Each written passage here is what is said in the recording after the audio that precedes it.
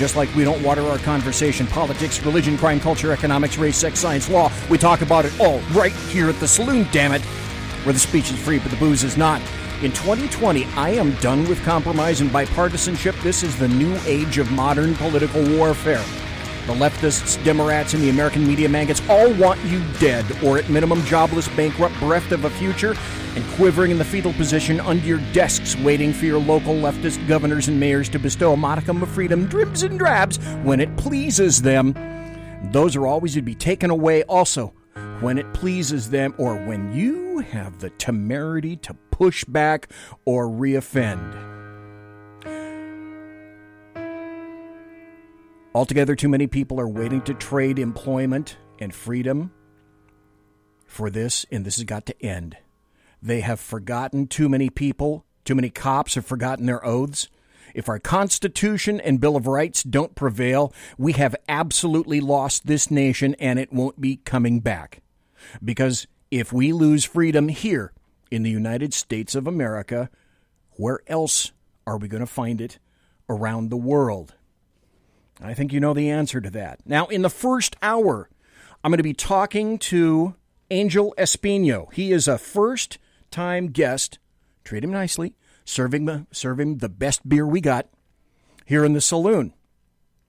Then in the second hour, have I got some great happy stories. I've got some breaking news about Wuhan 19, some happy stories, great stuff, great audio cuts. But first this hour, tonight's guest, Angel, he's called the Jackal Espino. He is a unique cat who happens to have his own radio network, PSN, the public streaming network, and he has a fairly extensive history in radio, video, and all sorts of media production. So I first heard of Angel Espino from a friend of the show here in the Saloon, Kaiser Schuff. And I thought, one day I should have him on here in the Saloon. Oh, hey, in chat at SHR, Mike, welcome to chat, and the Alaskan, welcome in chat. Boyd, welcome in chat, and I see, Mike, that you're over in chat and Facebook, too. So I got to tell you this in all transparency. Kaiser recommended that I should contact Angel Espino to see about getting on his network. But, okay, as it turns out, and nobody familiar with me should be shocked about this at all, I'm a techno-Luddite, and I can't figure out how to get the right software and make it talk to the software on Angel's network and all that stuff. So I admit it. I'm not on his network. I'm a moron. But I looked into Angel Espino's websites and media, and I thought, this guy has a real interesting story. And I bet I can get some of it out of him tonight. And I bet some stories he's never told anybody else or before. Maybe yes, maybe no. Time will tell. Plus, Angel Espino, like me, has a real love of radio. Not television, not video, but radio. Like my love for radio.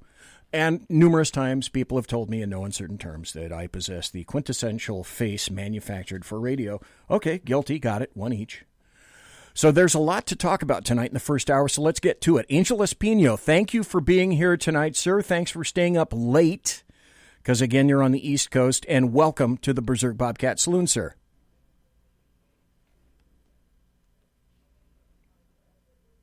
And, of course, because this is how it rolls, technology is going here. Let's do this. Okay, no technology. So I'll tell you what, I think I know what happened. Angel, can you hang up and call me back, or I will call you back, and we'll see what happened, because I see that this is the right area code. So let me try doing this. Folks, it wouldn't be a saloon without something exactly like this. Okay, let me try calling back and see if this works. There we go. Now I'm getting a ring. Oh, it's going to work this time. I'm pretty sure. Can you hear me now? Yeah, Angel, I knew what it was. Sometimes there we go. Yeah, the first time people call for whatever reason, my Bluetooth says, I don't really want to talk to them right now. Then I call them back, or they call me back, and it works. So, you didn't hear this great intro that I had for you. No, I heard the introduction. I was going to say two things. Yeah. You might want to get some Colgate for that Bluetooth that seems like it's getting rotten. You can't go to the dentist right now, I understand, but, a little Colgate, brush it, just blue, maybe black, it could be red. Soon it'll be white again. It could be. Two, it's the first time in an intro that I've been said to be too ugly for TV, but right for radio, which I 100% agree with. No, that's me. Dude, that's not you. That is me all over. I literally swear to God. I saw a picture of us together, and I'm like, that could be me in about maybe 5, 10, 20 years. Okay, here's a true story. Me and some black dude are in a grocery store last week. I don't know him from anywhere. And we have to wait to get liquor in the liquor cabinet, which is all locked up in this store. I'm a vodka guy. So there's a little button to be pressed there, and I go and push the button. Ding dong. And then some robot voice says, "Come to the liquor aisle. There's someone waiting to get drunk." And so we wait, and this black guy, we wait, and we josh each other. And the dude comes around the corner to open it up. And this guy had the greatest line. He says, "See this white guy right here? Do you see how long his beard is? That's how long we've been waiting for you right now." I liked it. Okay, so first things first. Can you tell people your websites, where to visit your productions, and your social media, please? Because we will get into your show. We're going to get into your network, but just let people know if they want to listen to you and find you, where can they do that? Easy. Just look up my name, AngelEspino.com. Okay. AngelEspino.com. That's my main website. If you want to listen to me live, I'm live every Sunday night, 10 p.m. Eastern, over on PSN-radio.com, which is a website in a station that I own, and I run since 2010. We own the company. It's really my company, and part of it is owned by George Rodriguez, who also has Soul Flow Radio. And we've been in partnership for the last 10 years doing the radio stations. My show airs on both networks. Soul Flow is Florida-based only, so it's not something that, that you would hear a lot of shows on there that are from outside of the area. They stick to only Florida-based shows. It's a tradition we've had since before 2010, when they had Neil Rogers and whatnot, which is the reason that network got started. Neil Rogers was on AM radio for about 30 years. He's actually one of the mentors that myself and George had. George was his producer for 24 years, something like that, on AM radio. They had the number one show in all South Florida on AM radio. And when they got started with the network, Neil was kind of older. He was already getting bad health. He ended up passing away shortly after they started the network. But George continued doing the network, and me and him met about a year and a half before Neil passed away, and about a year and a half before, and we started working together on the websites and on the network, and we partnered up then, and we've been, kind of like trying to make the networks, have their own identity, because, he wanted to do South Florida only, and I wanted to do something that opened up a little broader. That's why we have both networks, and we're kind of like helping each other out. I want to read this bio, and then what I'd like to do kind of for the rest of the show is dissect it a little bit, and then I've got a ton of questions, and we're going to go into show prep, radio, all sorts of stuff. I do have 15 pages of questions, because as per normal, if I'm not over prepared, I'm not nothing. So this is a bio from your website. It says, a host of my own radio show, which airs on PSN Radio, as well as a producer of music, film editing, and aspiring film director. I was born by the legal name of Angel Espino, but my close friends know me as the Jackal, a name given to me in the 90s by a friend who passed away since then. I got into music, entertainment back then, and radio in the following decade. While I was a lifelong fan of radio talk show hosts by the likes of Art Bell, Phil Hendry, Neil Rogers, SoFlo Radio's own George Rodriguez, and a few others, which I enjoyed over the years. I never thought of actually being the host until he helped my friend with co-hosting duties on a podcast back in 2008, and soon after was struck with the urge to produce and host my own 2-hour show. Since starting my online show, I've tried to become a vocal personality on online radio, and I have interviewed some of the best people in a vast range of subjects. While the subject of ufology, we're definitely coming back to that, is very important to him. He likes to deal with a wide range of subjects, which covers everything from entertainment to ufology and politics. It says, you're interested in directing films in the future. You're working on a first couple of stories for scripts, which you hope to be turning into some feature films. But regardless if it's music, radio, or films, one thing I know for sure, I'm not going away. So Angel Espino, let's start to unpack that a little bit. But let's first start at the start. There's not a whole lot about you on your website and your background, but I understand that you were born in Cuba. Were you born there that you remember anything about Cuba, or were you, in other words, you were born in Cuba, what happened after that? What was that like? Well, I was born in 1977, so you can imagine I didn't have much memory. I got here in 1980 during the Mariel boat lift. Okay. Actually, it was kind of ironic because I died 5 minutes before the boat hit shore and landed. Holy crap. And I was passed out for maybe 5-10 minutes. As my mother was screaming, trying to get paramedics to help me out. Wasn't breathing. That was cold. Paramedics grabbed me. Actually, I was probably the second person that was off of the boats because of the way I was in the condition I was in.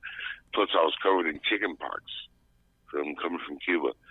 And they rushed me immediately and put me in the ambulance, started working on me, and I was revived. But I was told I was cold blue for, which means dead, for about 5, maybe 10 minutes after they pulled me out of the boat. And I was revived in Florida, in Mariel. And I don't have many memories. You can imagine I was 1.5, 2 years old. I don't have many memories of, that era. Right. Just stories and what my parents have told me growing up over the years. It's always been kind of a mystery to me because, I've always wanted to go home and visit my land. But unfortunately, it's not just that it's a communist country and I can't go back. Literally, my family on my father's side is issued, mandate not to go because of our family history. One of my cousins, his name is Nelson Molina Espino. You can look him up on Google and everywhere. He spent years in Cuban prison for protesting the government, and he raised a lot of hell. And his only protest was against the treatment of the Cuban people. And before that, there's a lot of political things that my family had been doing to try to oust the Castro regime. And now, Fidel's dead. So it's been years since they've been active. But for a long time, they were very, very vocal. And pretty much my family was banned from setting foot in the island once they had to release my cousin by force because we had churches and other state governments and Indiana Frost and a bunch of people got involved to make it happen. And, bless everybody who poured their hearts into getting that man out of prison. But he was tortured for years in there. And, it's always been something that it's been tough for me because I always look at what happened in Cuba over the last 70 years, and I see that slowly creeping up here in the U.S. with the socialism and, all these leftists and a lot of the young people in this country that are completely losing their minds with democratic socialism and thinking that's the right thing and wanting to change the fabric of this country. And I've always said, look, I'm Latin, I'm Cuban, and I've gotten this before, you should be for this kind of a change. I'm like, why is that? And I'm like, because you're Latin, you should be Democrat. You should be for what's happening. Why would I want to come to a country that is free and bring the same kind of nonsense and BS to ruin my country? For 70, 80 years, 90 years, whatever it is, it's still going on. It doesn't make any sense.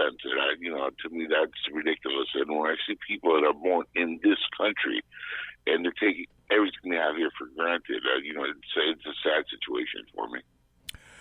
Okay, you just went to about 70 of my questions that I was going to ask, but I knew this. I tend to do that. That's okay. That's okay. This is really cool because I sensed something about you that I didn't know, and I don't know if you've told that story before. I would guess you have, but I just kind of inherently knew there was something really unique and cool about you, and that's one of the reasons I wanted to get you here. So you moved from Cuba to Florida, and you're living in Florida today, and we conversed back and forth. We sent texts just before the show, and actually, we're kind of lucky to have you here right now because you guys are on flood watch where you are in Florida. Right. Yep. In fact, it was funny because we lost power a couple times earlier today, and the internet was going in and out, and there was thunderstorm and all kinds of stuff. Just 20 minutes ago, it stopped raining, and I was like, I hope it doesn't rain the whole night. I don't want to miss the show. And sure enough, it stopped raining about 20 minutes ago. But before that, you would think the heavens are opening up, and we're about to get 40 days and 40 nights of rain. It was just going kind of nutty outside. So you were born in Cuba. You grew up in Florida. When you were younger in Florida, did you have your eye on becoming anything in particular when you grew up? Well, I wanted to be a living, breathing Thundercat for a long time, and for a while I wanted to be a member of the G.I. Joe squad, and then I realized when I was about 20 that no, that's going to happen. Then I told my parents I wanted to be an astronaut. And they told me, well, you might as well. Your head's been in the clouds for the last 20 years, so just might as well go into space with it.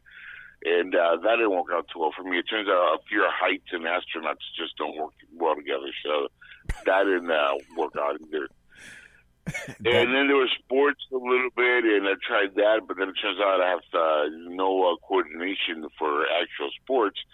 And then I looked in the mirror and I said, well, you can't be a movie star, that's for damn sure. Blind, bald, and, that's not a good way to go through life unless you're Kojak. And so I was like, okay, let me try this radio stuff for a bit. I have been a fan for a long time. Art Bell and Neil Rogers are two of my mentors. Phil Hendry is a third mentor. George is a fourth mentor. That's like my Mount Rushmore of radio hosts that I had listened to when I was a kid.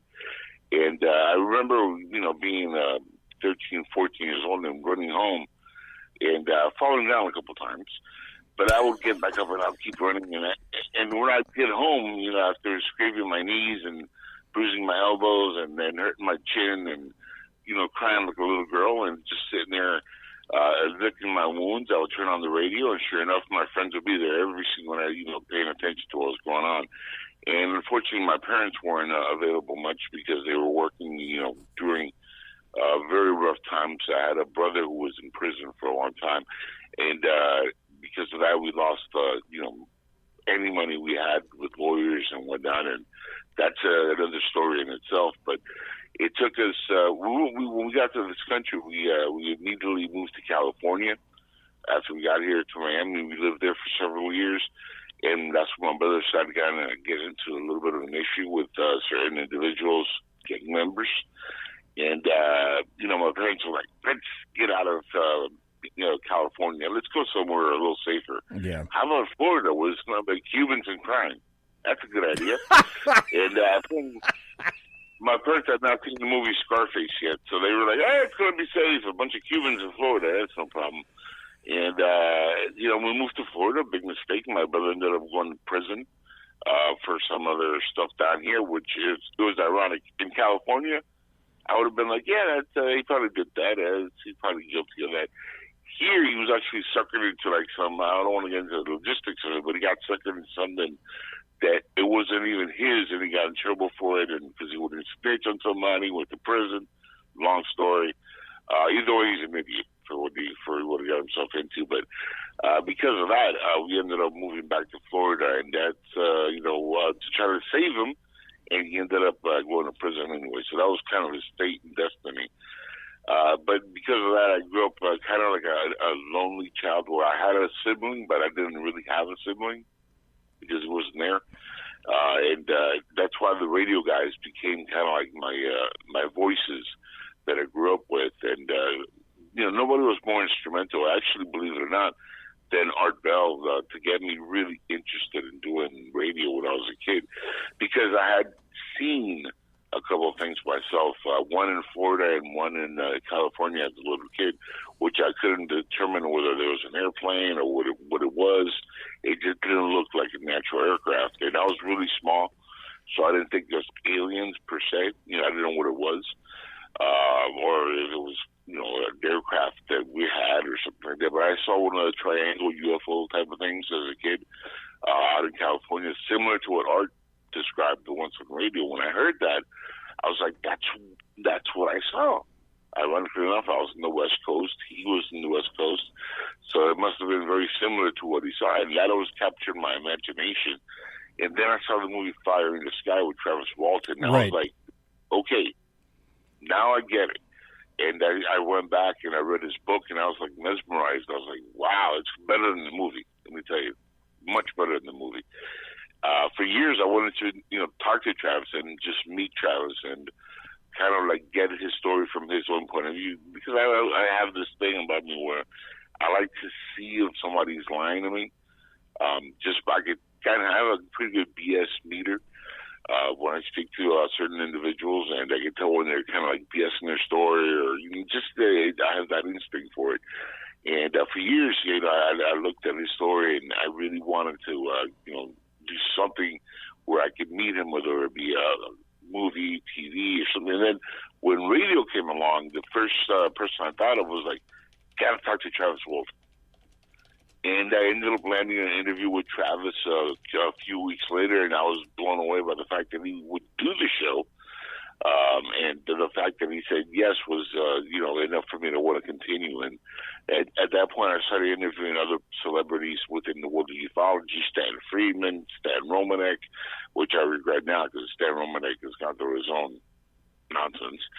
But Stan Friedman was another great person that I got to meet. Stan Friedman was a gentleman, and he passed away not too long ago, and just a really, really nice man.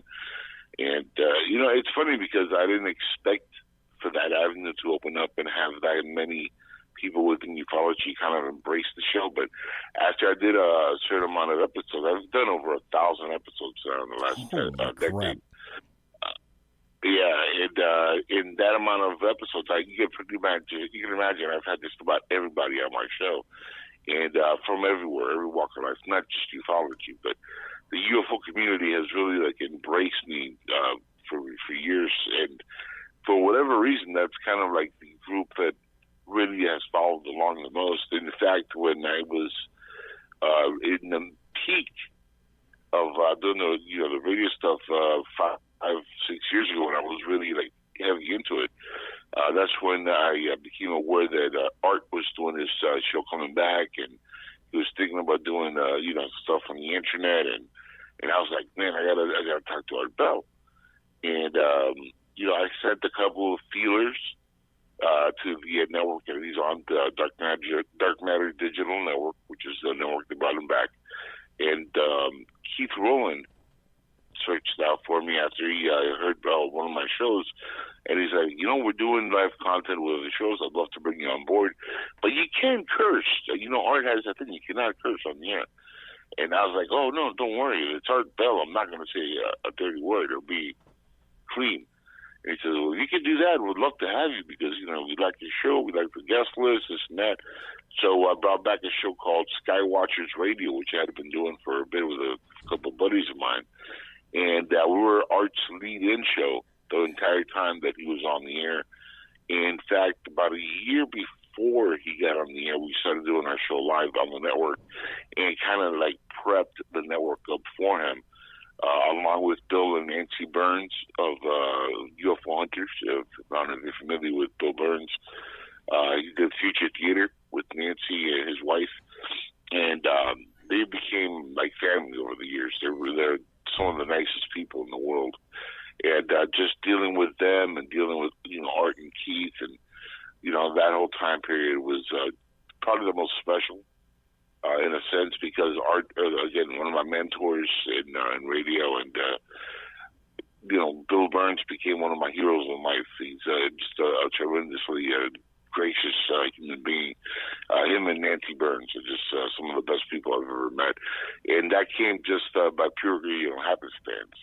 I wasn't seeking out to meet them particularly, but it's so much happened, and I consider myself lucky to know the Burns. Angel, I'm going to have to go to a break. Folks, we're talking to Angel ESPINO. He's the owner of PSN Network, which is the public streaming network. When we come back, he's already answered a bunch of questions, but he's opened a couple of doors that I'm going to walk through. Now, if you think that I'm just going to do politics, just politics with Angel tonight, you'd be wrong. So let's take a break, be right back. And Angel, I got to tell you, you are one cool cat. Conservative media done right. You're listening to the SHR Media Network. Southern Sense is conservative talk with Annie, the radio chick you bellows as host, and C.S. Bennett co-host. Informative, fun, irreverent, and politically incorrect. You never know where they'll go, but you'll love the journey. Annie is a top conservative host on Top Talk Radio and features some of the finest guests packed with important politicians and newsmakers. Listen every Friday, 3 to 6 p.m. Eastern, noon to 3 Pacific, on the SHR Media Network. Remember, Southern Sense is common sense.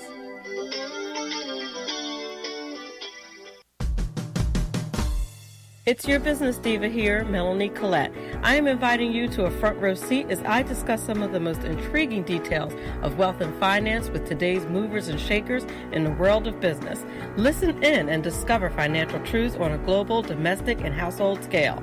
Uncover topics that will impact your wallet today and in the future. Money Talk with Melanie airs Monday through Friday, 5 p.m. East, 2 p.m. West, right here on SHR Media and High Plains Pundit Talk Radio. You can't afford to miss it.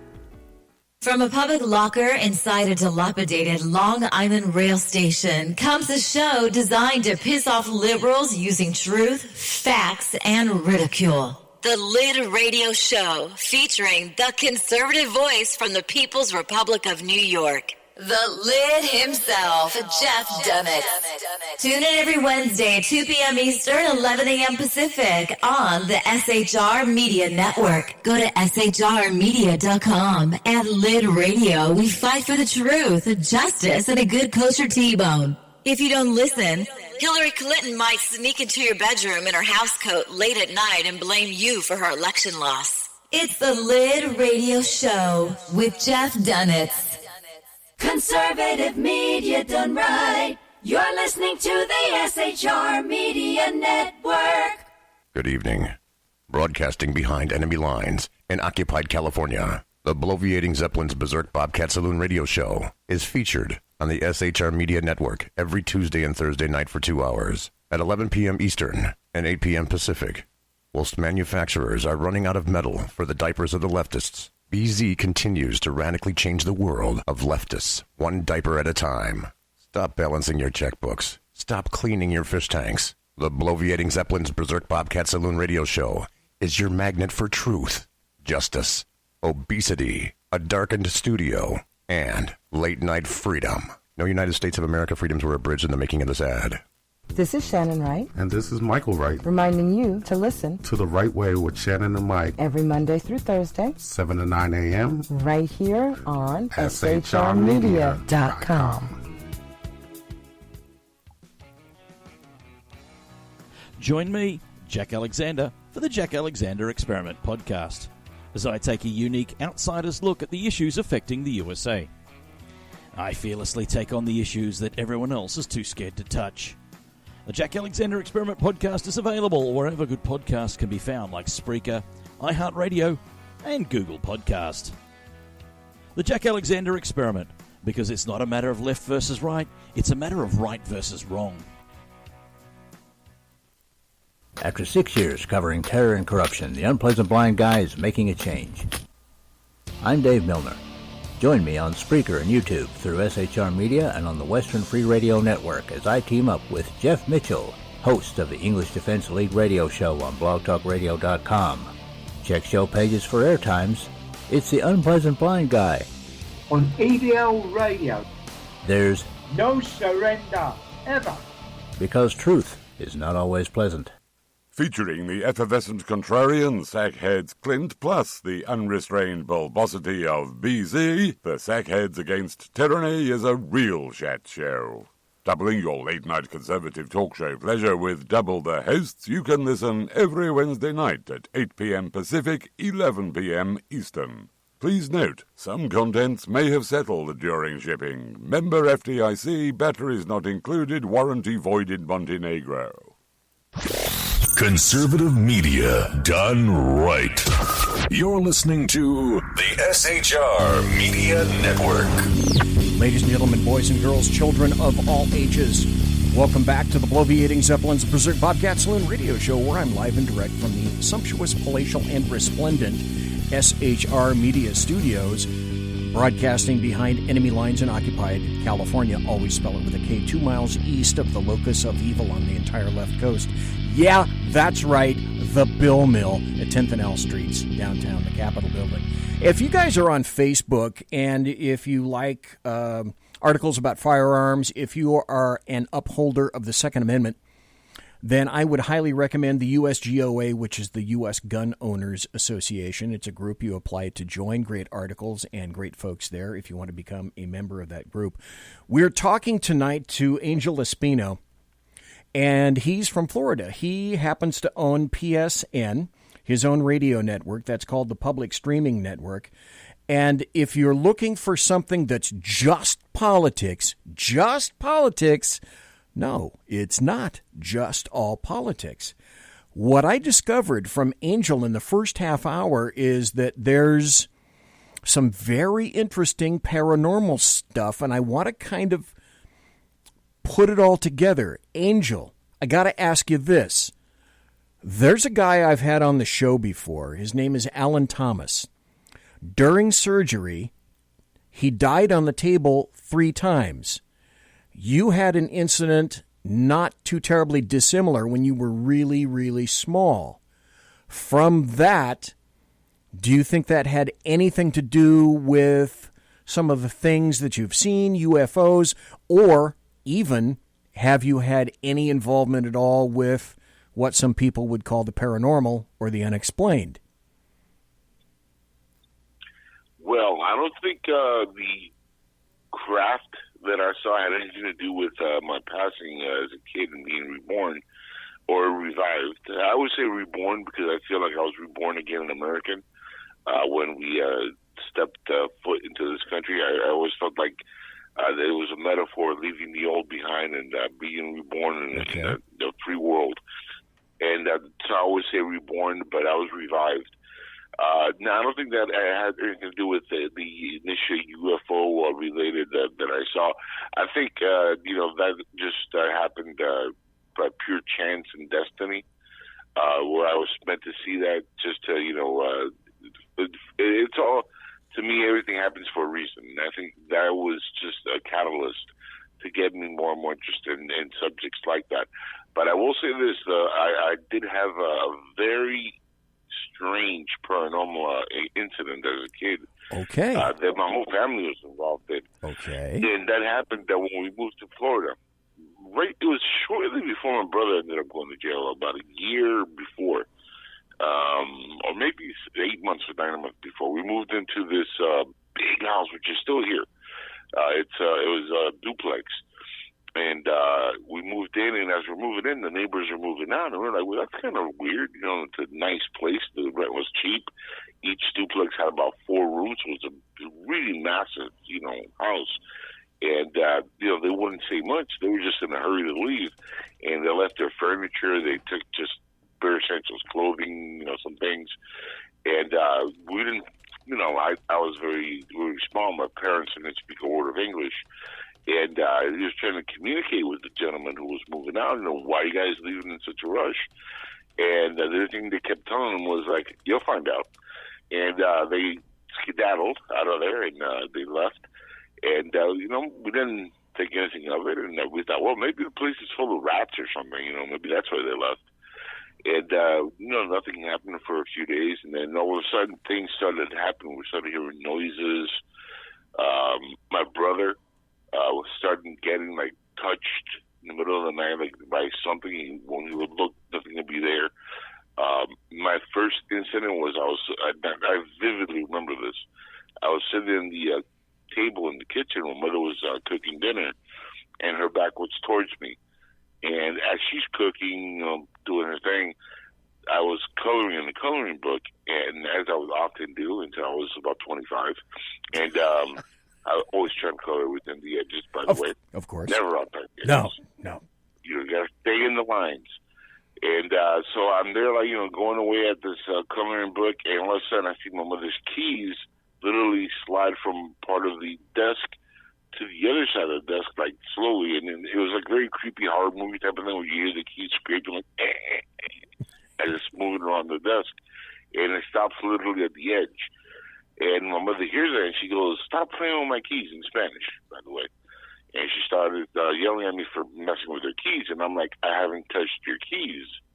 And she goes, "I did. You scraped my keys across the table. Stop doing that. Scrape the table." And I kept telling her, "Mom, I didn't do that." And she, I thought I was messing with her. She turns around and keeps doing what she's doing. Next thing you know, the keys literally hop off the table by themselves and fall on the floor. At that point, I froze because I didn't know what was going on. And my mother was like, "See, you dropped my keys, you're going to break it." She had a little ornament on it, and she didn't want to break it. She's like, "You're going to break it." This nice, so going on nuts on me. And I kept saying, "Mom, I have my crayon in my hand. I'm holding the book down with the other hand. I haven't moved. That did it by itself." And she goes, "Oh, you're crazy. That didn't do nothing by itself. You guys are all nuts." She hadn't seen or heard anything at this point. It was my brother and we were really the ones that had seen some things at that point. And, it took her a couple of days until she finally saw something happen. And it freaked her out a little bit, but she didn't think anything of it. She still thought it was just her imagination or our imagination getting to her. And one night I remember seeing the TV going off by itself or turning on by itself. And I was in the living room, and I was walking by, and it just turned on. And I was like, "What the heck?" So I went, turned it off, and as I'm walking away, I turned back on. And I was like, "Okay, we have a defective TV." That's what I thought. I didn't think anything as a kid, I didn't know the concept of ghost or anything like that at that point. And or paranormal. I didn't even know that term existed. So I didn't think too much of it, but then I realized that the cable wasn't on, meaning we had no cable TV or nothing like that.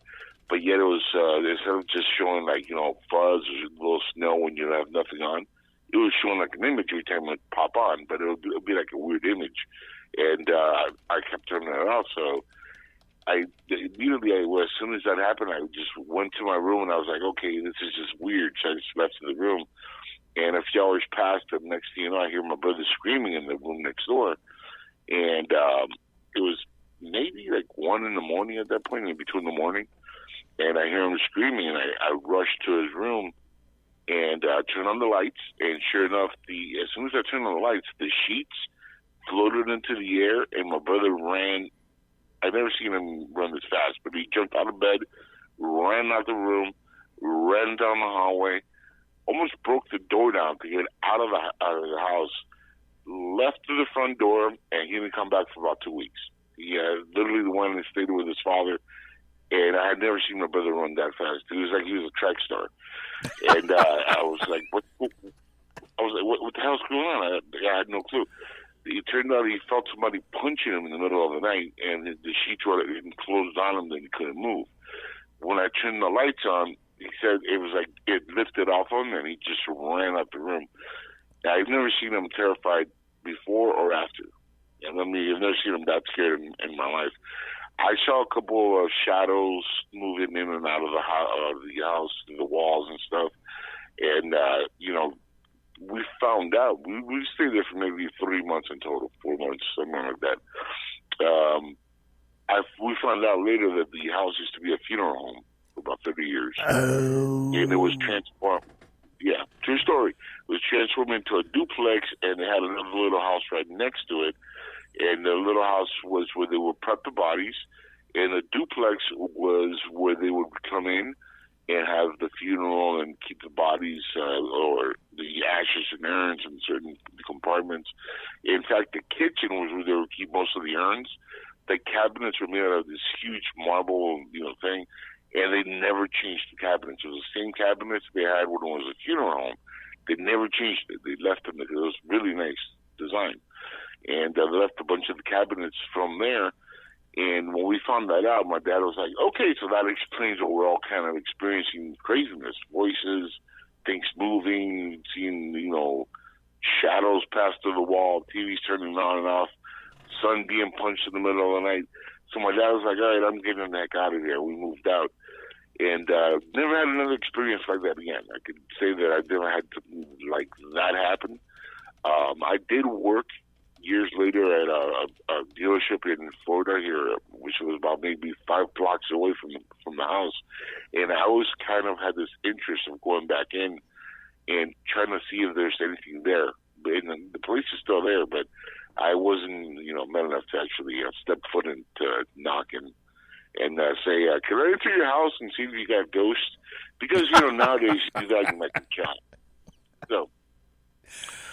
Angel But ESPINO. As a kid, it's one of those stories that I will never forget, just because of how weird and it introduced me to a concept of paranormal, which I had no idea even existed back then. I got to ask you this: when you first experienced that, folks, we're talking to Angel ESPINO from PSN Network, big network, great guy, and again, I thank you for being here tonight. Just out of curiosity, though. When you started having those encounters, how old were you and your brother? Oh, geez. I was about maybe 6 or 7 years old when we moved into the house. I was a little kid. Again, I was coloring my coloring book. I was like, standard little kid. I had no clue of a lot of things. And my brother was about, I would say 15, 16. He's a little bit older than I am. Okay. I was kind of like the last, incident my parents had, put it that way. I was kind of, like every parent, or a lot of parents have the golden child, the love child. I was kind of like the incident that should have never happened, but it kind of did. And they were like, well, he's alive. Might as well keep him. That's right. Like my parents did when I grew up, when they didn't have a place to put me, they told me later, many years later, they'd just open a drawer and put me in a drawer, which was already had a bunch of clothes in it. And they wouldn't shut the drawer, thank God. I would never have known anyway.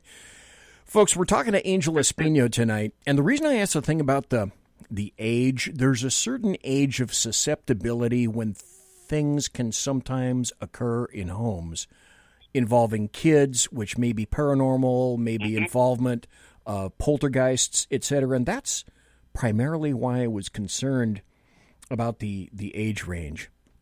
Now, you've said, let's see, what do we got? Okay, we got about 12 more minutes. Okay, so you've said that you ideally love radio. Radio is your gig. Now, you've moved into production. You've done video. What is it about radio in particular that really enthuses you? Is it the collection of creativity that's required, or does it have more to do with it's a lot of your background, it's a lot of your history, it's what you enjoyed and heard when you were growing up? Honestly, I just like to hear myself talk. Okay, that's easy. No, it honestly stems from just being a fan of the medium for so long, and it just always spoke to me for some reason. Movies, TV, I love that stuff. Radio's always been my number one love. Like I said, I was the kid who ran home and started listening to sports radio or even political radio. I listened to Rush Limbaugh for years. I didn't imagine a 12 or 13-year-old kid going home and listening to Rush. It doesn't happen very often. Or listening to Art Bell or listen to talk radio. And most kids are outside trying to play with their friends. I was always trying to tune into different radio stations and listen in. And it was just something that just kind of like came to me as a kid.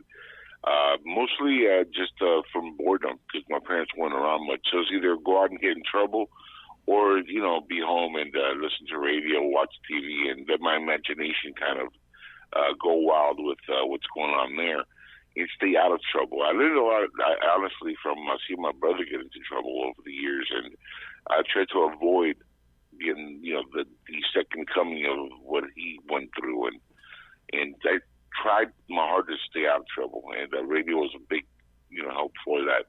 And sports also. I mean, I trained martial arts for a long time as a kid. That was a big catalyst for me to stay away from getting into trouble. And I can honestly say, and I'm 42 now, and I've never been in any major incident with the law. I've never been in prison. I don't do drugs. You know, I'm partly almost a vegetarian at this point. And I try to stay as clean as possible, just because you never know. One day I want to make a run for Senate or Congress, or you know, maybe I want to be the head of a McDonald's locally. I don't know. But I don't want my background to come back and say, oh, well, see, you did this and this and this. So I've always kind of like tried to stay as clean as possible. And also, you know, while my parents were hardworking, they weren't around much. I will say this: they were very loving, and you know, I had a great parents growing up, and they never denied anything that I needed growing up, even when they weren't around themselves physically because they were out working really hard. Anytime I needed anything or any need for school, personal, whatever, my parents were always there. So I could always say that, you know, I wasn't a case of having bad parents. I had probably the best parents you could imagine. My mother was literally a saint, you know, and not just in my eyes. I mean, if you listen to her story, and you know, she's passed now, but if you were ever to listen to her story, it demands being a book by itself, because she lived an amazing life. It was an incredible woman, and without her, my father in my life, I would not be where I'm at right now as a person. But the love for the medium just kind of like, it's something that just happened. I always look at it like it was just destiny, that I was kind of meant to like search that out. While I do love writing scripts, and I do want to become a filmmaker and also as well, but radio has always been like the number one love, honestly, when it comes to entertainment or any sort of medium. I've been offered a gig as a sports radio type of guy.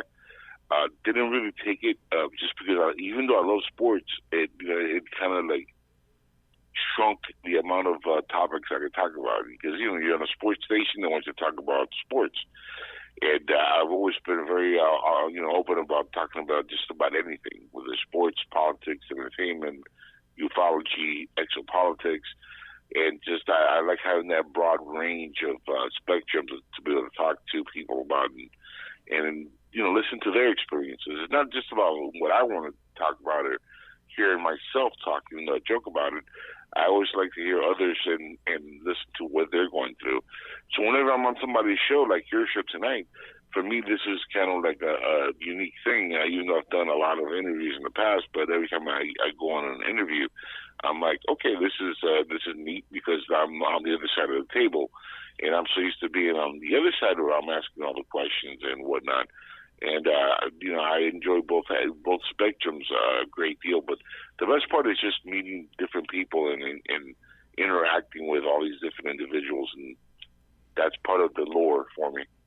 You are what I call an easy interview. I pitch you a question and you take it and run. And I am sure that you have interviewed people where you have to trying to pull information out of them is like trying to pull teeth at a dentist's office. And it's tough as hell. And you're thinking, you know, I got this, you know, whoever this person is, celebrity, whatever, the guest that you really want to be good. You want this guest to be good, and they're boring as hell. You are not boring as hell. Got to ask you this question, though. When you were younger, being a Latin kind of guy, did you catch crap for listening to Rush Limbaugh? You know, I still catch crap for that. And this is funny because my heritage, look, I'm Cuban. On my mother's side, I have Chinese, Indian, and black. We have a lot of black folks in our family, in my mom's side of the family. In fact, my brother's really my half brother. His father, which my dad raised him, but his father was a black man. And so my family is very mixed. My dad has Spain, Italian, and all born in Cuba. So, like, I'm very, very mixed.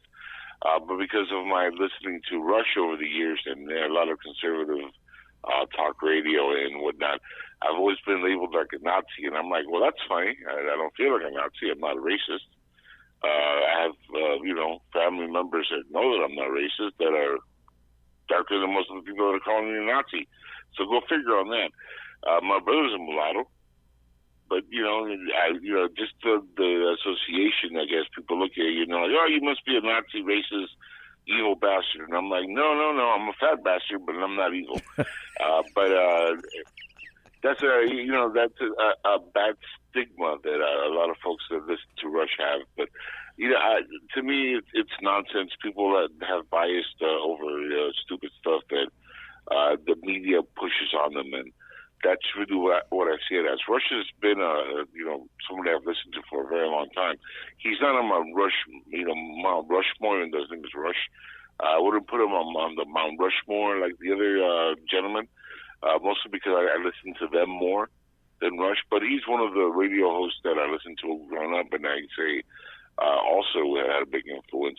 And ironically enough, the person who started Keith Rowland's, the gentleman who started the website for Art Bell, he also was the person who was working with Rush Limbaugh on his radio, years ago in the 90s. So it's ironic. I've become friends with Keith Rowland, who was the owner of Dark Matter Digital over the last decade, and he literally was behind the scenes working with Art and Rush back when I was a kid, listening to them growing up. So it's a weird way, but everything kind of comes back around and into a full circle.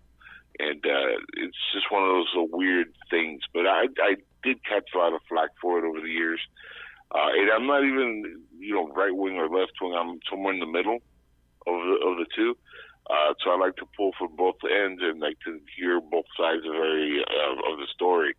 I will say this, though. I probably will not be voting Democrat anytime soon, ever again, just because of the nature of how demonic they've become over the last 10, 15, 20 years. I've seen them myself.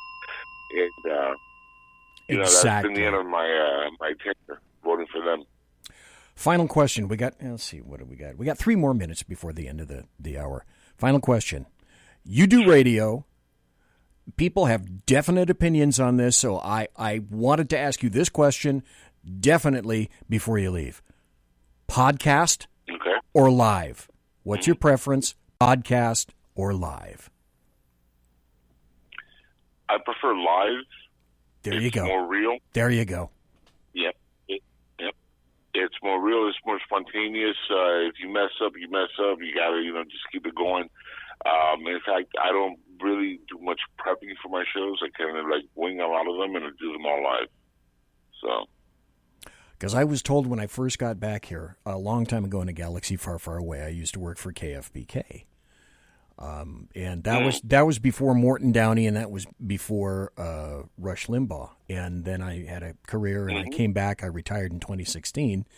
And here at SHR, the 2 owners said, you ought to start with the podcast first. Get back into it. Don't do anything live that you might regret. First one, did live, never regretted it since.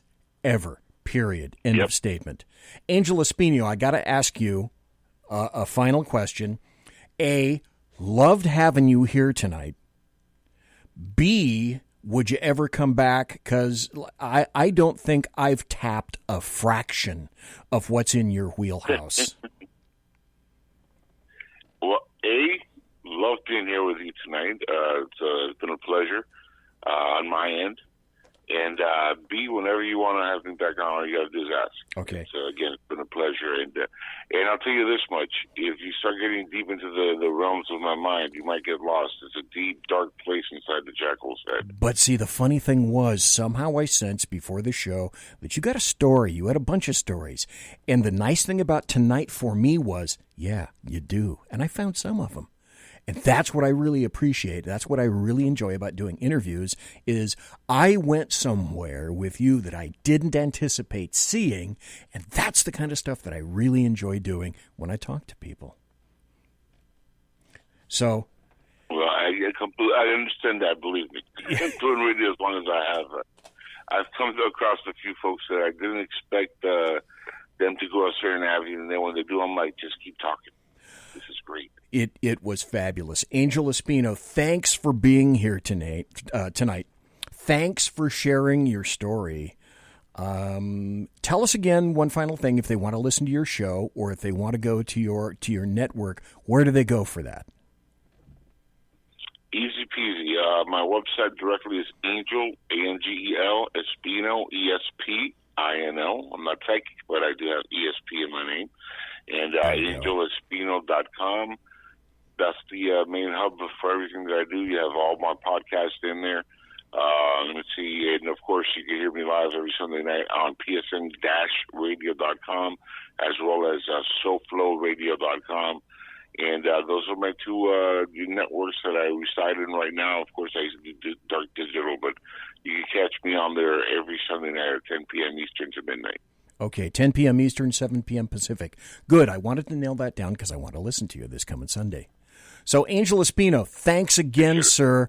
God bless. Take care. Be safe. Thank you, my friend. And everybody, please stay safe. I know we're doing terrible times right now, but everybody, I want to just tell them stay safe, stay alive, and by all means, this year we got to write it out, but there's always a bright spot at the end of the tunnel, so let's just hope that everything works out for everybody. Bless you for doing what you're doing. Keep doing a great job, my friend. Thank you kindly. Folks, Angel Espino, we got to take a break. We're going to come back, and then I've got some breaking stories, and I've got some happy stories, so don't go anywhere, okay, please? Conservative media done right. You're listening to the SHR Media Network.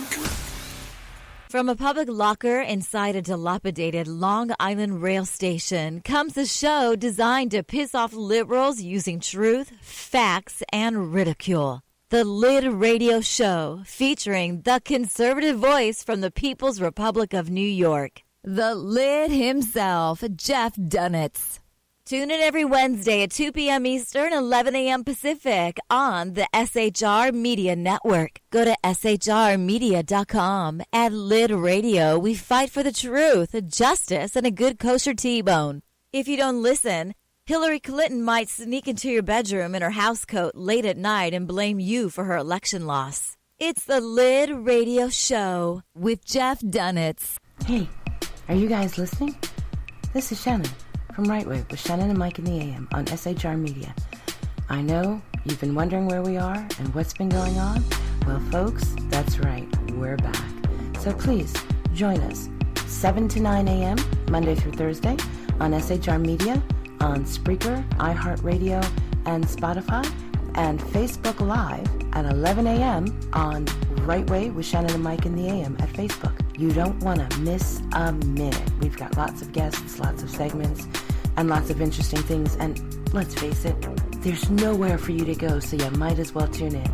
Again, Right Way with Shannon and Mike in the AM. We're back live on the air on SHR Media, 7 to 9 a.m. Monday through Thursday, audio and Facebook Live, audio and video. Yes, we are going to do video.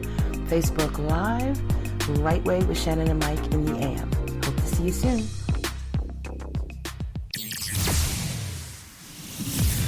Broadcasting behind enemy lines in occupied California, a mere 2 miles from the state capital, the bloviating Zeppelin's Berserk Bobcat Saloon radio show can be heard every Tuesday and Thursday night at 8 p.m. Pacific and 11 p.m. Eastern, only on the SHR Media Network. Go to shrmedia.com to listen. You can also watch on the SHR Media Facebook page and the SHR Media YouTube channel. No goldfish were abused in the making of this ad. Conservative media done right. You're listening to the SHR Media Network. It is he that is me, bringing perspective from across the sea. Join me, Jack Alexander, 4 days a week for the Jack Alexander Experiment podcast, as I take a unique outsider's look at the news and issues affecting life and liberty here in the USA. I'll show you what the mainstream media refuses to. Politics, border security, defense, healthcare, travel, nothing is off limits. Catch the Jack Alexander Experiment podcast each Monday to Thursday on Facebook, YouTube, and everywhere good podcasts can be found. Also, check out the website, www.jackalexanderexperiment.com.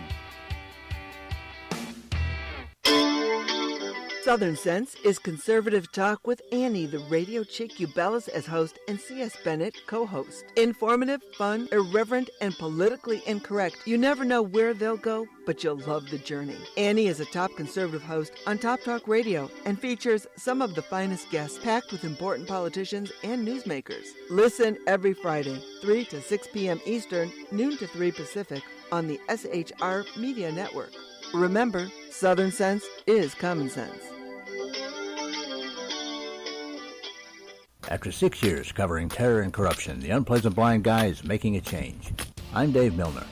Join me on Spreaker and YouTube through SHR Media and on the Western Free Radio Network as I team up with Jeff Mitchell, host of the English Defense League radio show on blogtalkradio.com. Check show pages for airtimes.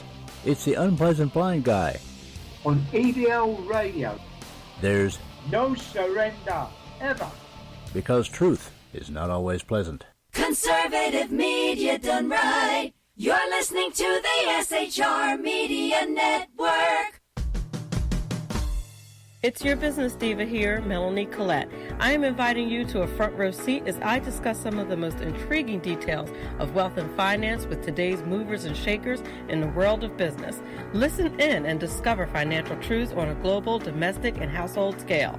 Uncover topics that will impact your wallet today and in the future. Money Talk with Melanie airs Monday through Friday, 5 p.m. East, 2 p.m. West, right here on SHR Media and High Plains Pundit Talk Radio. You can't afford to miss it. Conservative media done right. You're listening to the SHR Media Network.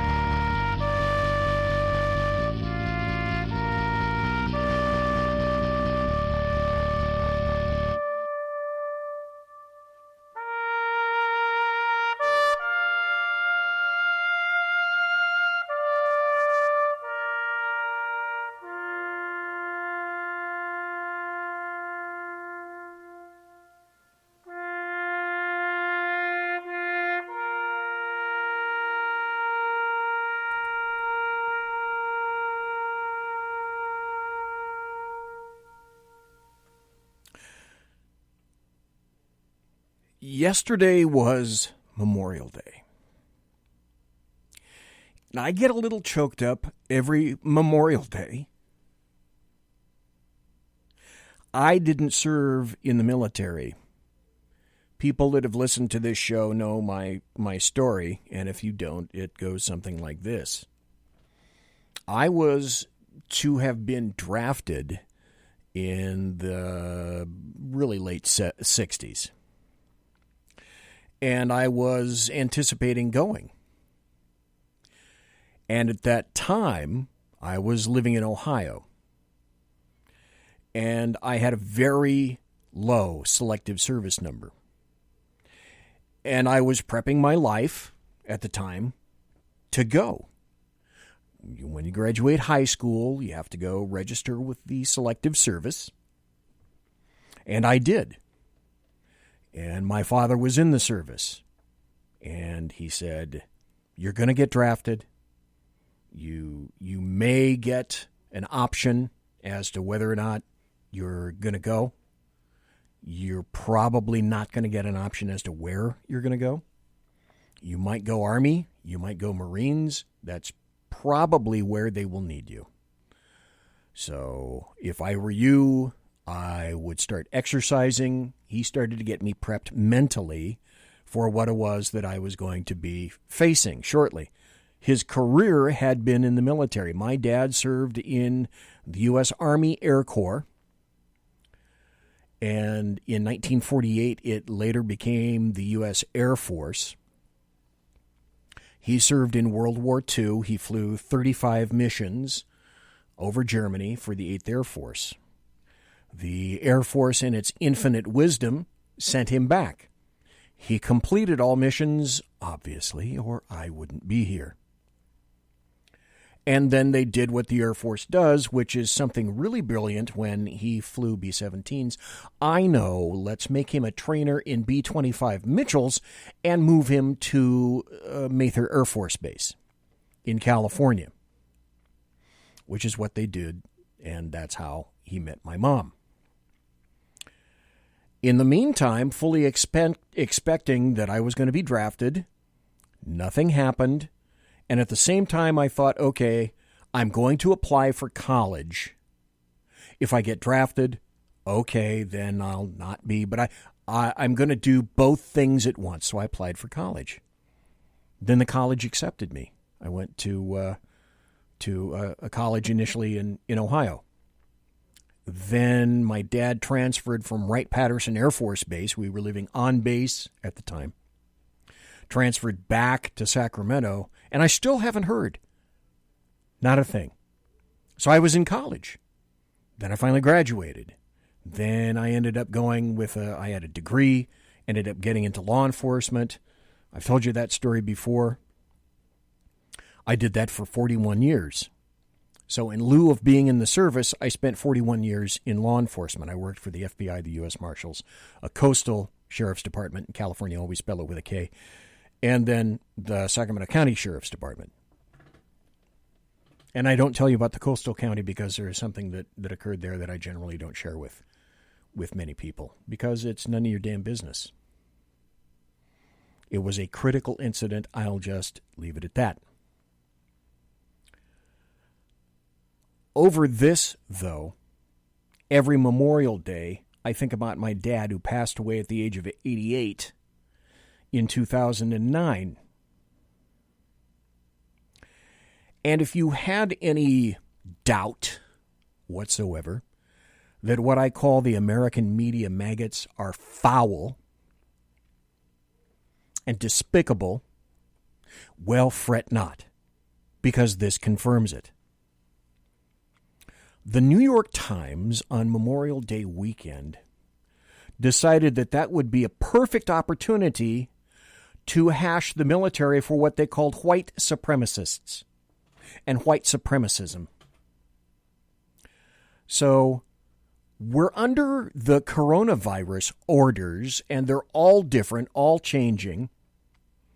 People are attempting to celebrate Memorial Day as best they can. So out comes the New York Times with an editorial over the weekend saying, perfect timing, because timing with them means everything. And this timing was not chance. This was purposeful. Their claim was the U.S. military celebrates white supremacy. The piece that the editorial board of the New York Times published is, why does the U.S. military celebrate white supremacy? Their thrust, the thrust of the article was, you got to rename military bases after American heroes, not racist traitors. What we happen to know now is the Department of Defense is essentially the biggest meritocracy on the planet. And it happens to be the most diverse and the most powerful force for good in the history of the world. Just go back to World War II, because after America won, and was fighting on two massively separate fronts. Yeah, we took countries. We claimed land, didn't we? No, bullshit. We instigated the Marshall Plan. So on this weekend, the New York Times thinks that it's appropriate that they remind us the federal government embraced pillars of the white supremacist movement when it named military bases in the South. It talks about Fort Benning, Georgia, that the military base there honors Henry Louis Benning, a Confederate general who devoted himself to the premise that African Americans were not really human and could never be trusted with full citizenship. So on Memorial Day, that's what leftists want you to know about them. That's their priority. Naming or renaming bases. Then we have the acting DNI, Director of National Intelligence, who's stepping down, and I think it was just today, Radcliffe stepped in. Richard Grinnell leaves, and he ended up doing something kind of shocking.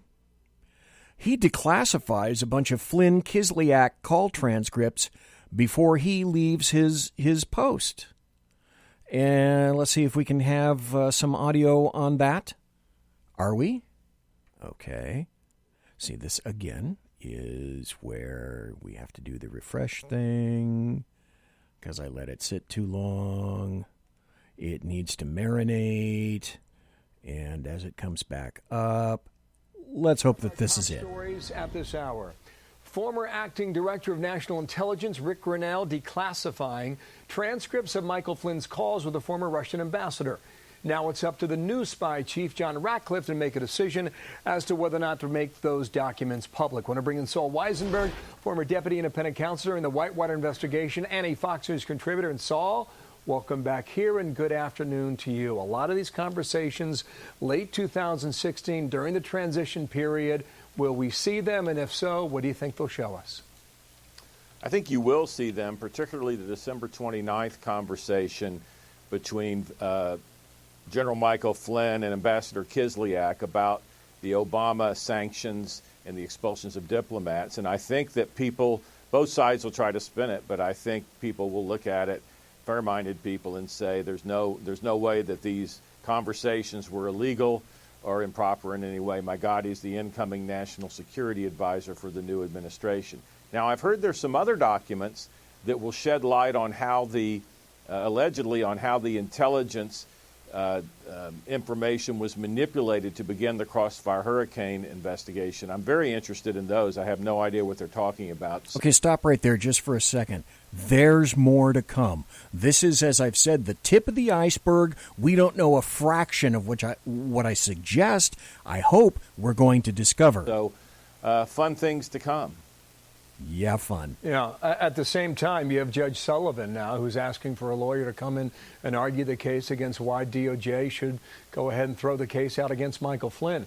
These stories are running. I have some thoughts about that, too. Have you ever seen anyone in a judge's position act like this? Concurrently, what is the judge up to and Judge Sullivan? Well, He's first a of all, leftist. your viewers need to know this order from the D.C. Circuit, very, very unusual. And remember, there's a petition for writ of mandamus in front of the D.C. Circuit. That's an extraordinary remedy. It's almost never granted.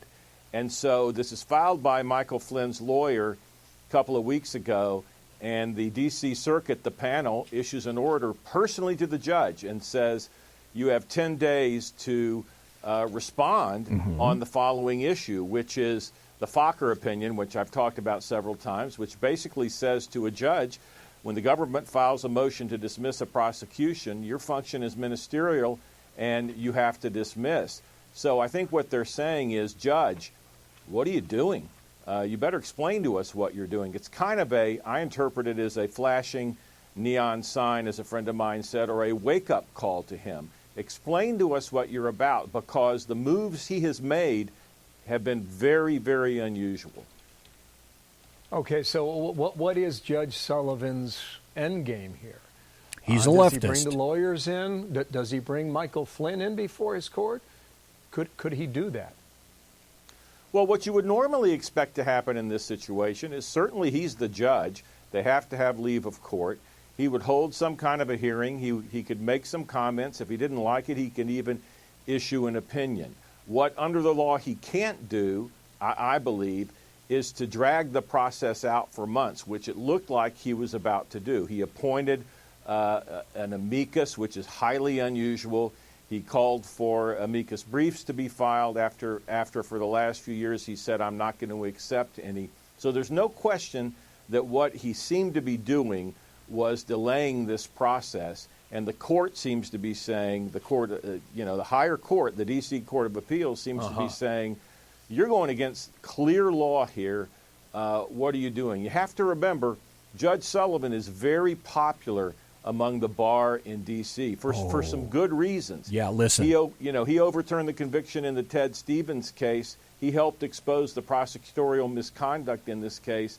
He became kind of a celebrity in legal circles for good reason, for basically forcing the government to start providing mitigating information. So he's kind of used to that celebrity status.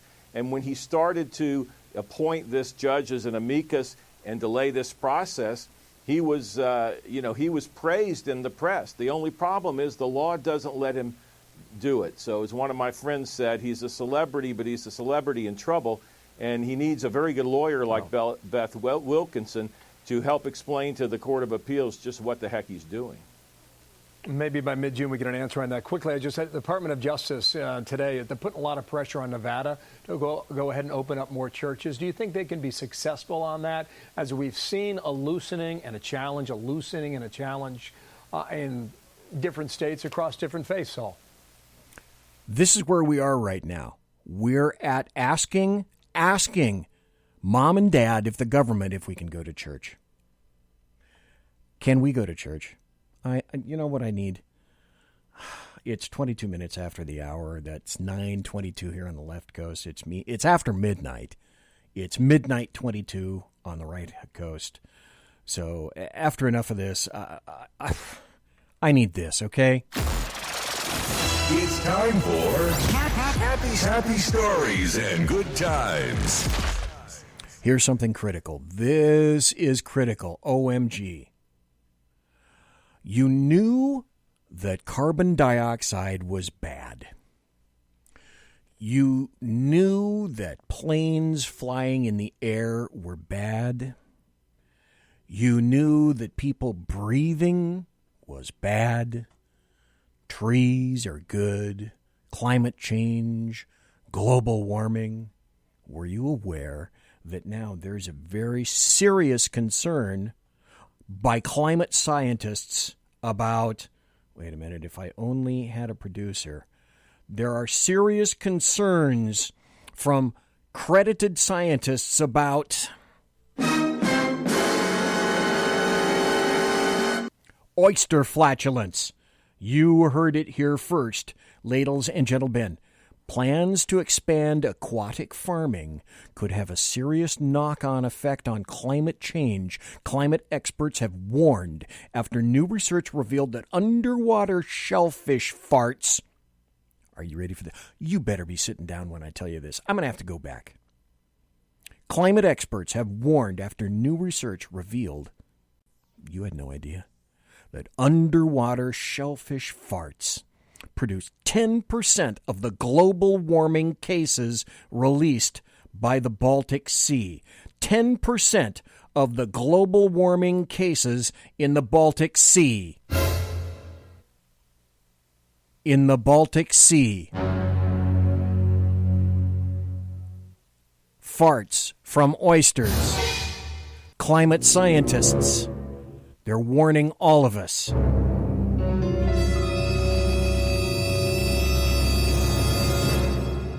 And to all those climate scientists, You're a loony. Yeah, what did you say? What did you call climate scientists? You're a loony. Thank you very much. So, those are happy stories and good times. So just when you thought that you could get away with, oh, now you got to worry about Wuhan 19. Now you got to worry about oyster farts. Michigan Governor Whitmer says her husband's attempt to move boat up a queue was just a bad joke. So Whitmer said to Michiganders, stay in place. Stay in place, don't go anywhere. Except that her husband had a boat, you elitist, and went to a boat dock and said, hey, basically, my wife is the Michigan governor. Can I jump in front of the line? But what kind of response do you expect from that from a leftist? And that's this. Michigan Governor Gretchen Whitmer said her husband's comments last week about moving up the boat queue to the head of the line, in which he asked if being married to the governor would help him move up in the line, they were a failed attempt at humor. Those leftists, those darn leftists, they're so funny. Well, I was talking about judges, and this is going to wrap up the first half hour. I want you to hear this. We heard about a judge who doesn't believe in the law. Now I'm going to read for you an opinion from a judge that does believe in the law. Because the people that are keeping us wrapped up in our homes, unable to conduct business, unable to live our lives, are leftist governors and mayors. Well, there's a judge in Clay County, and this is in Illinois. Chief Judge Michael McHaney of Clay County had this to say at the conclusion of his case that he heard of Maynor versus Pritzker in the Clay County courtroom. Now, Pritzker, as you may not know, or if you do, you're in Illinois, he's the governor of Illinois. And this was his ruling in this case. Go to your favorite search engine, look it up. The guy's name is Chief Judge Michael McHaney in Clay County. These are his words when he wrote his opinion. Since the inception of this insanity, the following regulations, rules, or consequences have occurred. I won't get COVID if I get an abortion, but I will get COVID if I get a colonoscopy. Selling pot is essential, but selling goods and services at a family-owned business is not.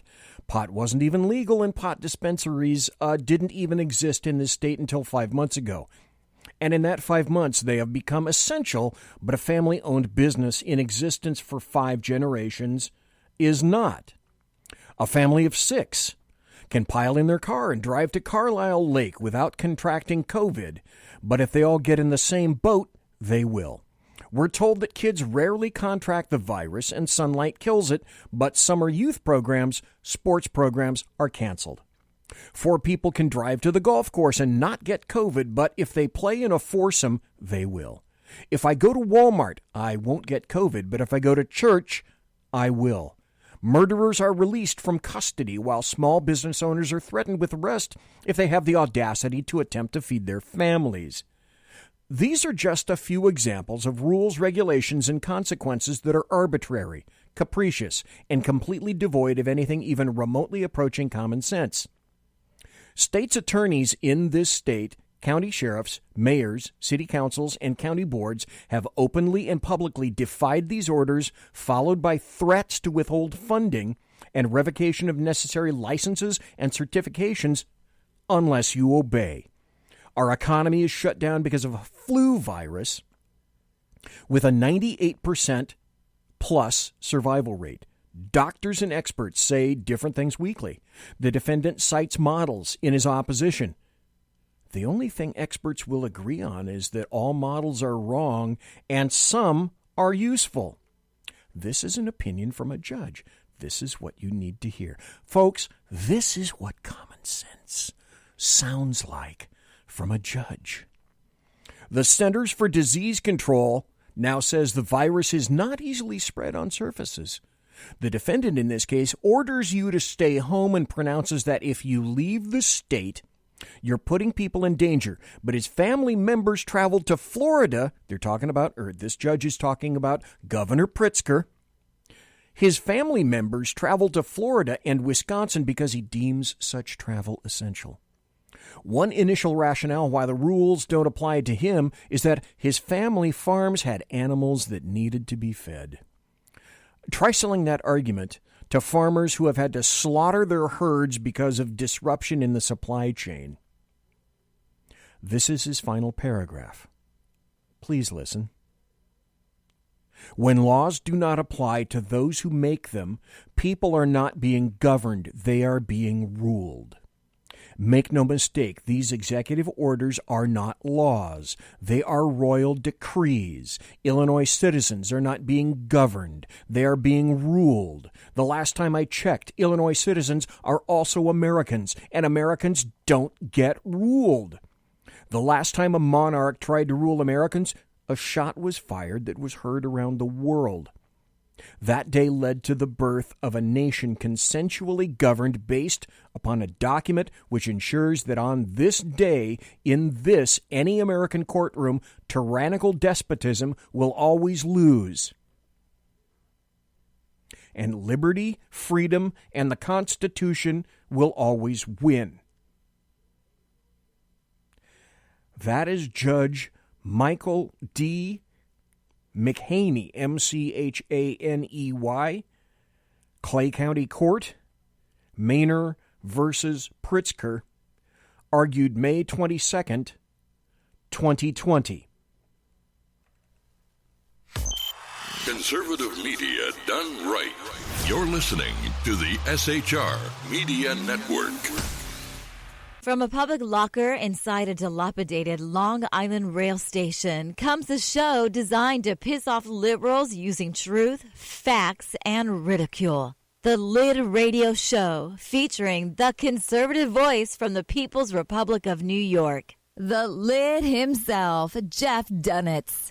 Tune in every Wednesday at 2 p.m. Eastern, 11 a.m. Pacific on the SHR Media Network. Go to shrmedia.com. At Lid Radio, we fight for the truth, justice, and a good kosher T-bone. If you don't listen, Hillary Clinton might sneak into your bedroom in her housecoat late at night and blame you for her election loss. It's the Lid Radio Show with Jeff Dunetz. Hey, are you guys listening? This is Shannon from Right Way with Shannon and Mike in the AM on SHR Media. I know you've been wondering where we are and what's been going on. Well, folks, that's right. We're back. So please join us 7 to 9 a.m.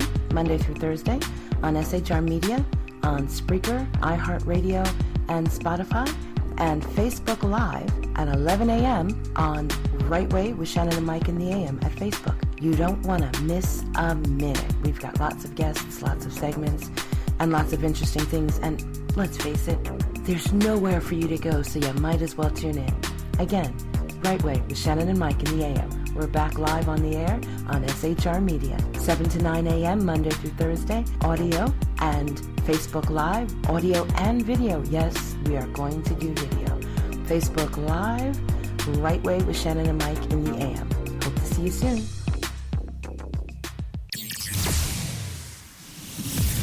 Broadcasting behind enemy lines in occupied California, a mere 2 miles from the state capital, the bloviating Zeppelin's Berserk Bobcat Saloon radio show can be heard every Tuesday and Thursday night at 8 p.m. Pacific and 11 p.m. Eastern. Only on the SHR Media Network. Go to shrmedia.com to listen. You can also watch on the SHR Media Facebook page and the SHR Media YouTube channel. No goldfish were abused in the making of this ad. Conservative media done right. You're listening to the SHR Media Network.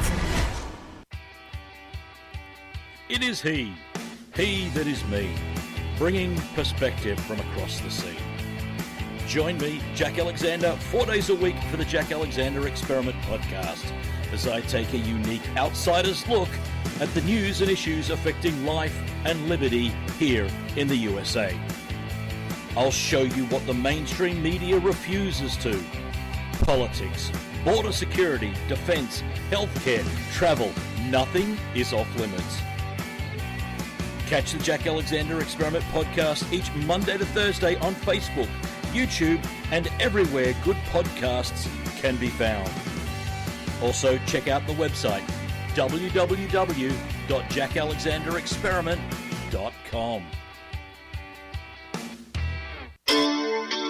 Southern Sense is conservative talk with Annie, the radio chick you bellows as host, and C.S. Bennett, co-host. Informative, fun, irreverent, and politically incorrect. You never know where they'll go, but you'll love the journey. Annie is a top conservative host on Top Talk Radio and features some of the finest guests packed with important politicians and newsmakers. Listen every Friday, 3 to 6 p.m. Eastern, noon to 3 Pacific, on the SHR Media Network.